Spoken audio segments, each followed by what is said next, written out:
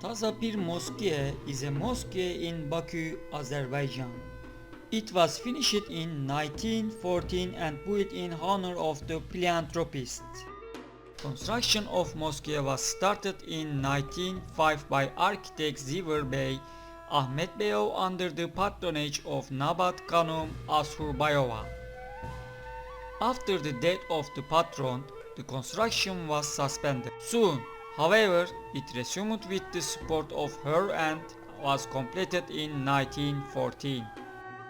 Only 3 years after opening, the mosque was closed in connection with the October Revolution in 1917.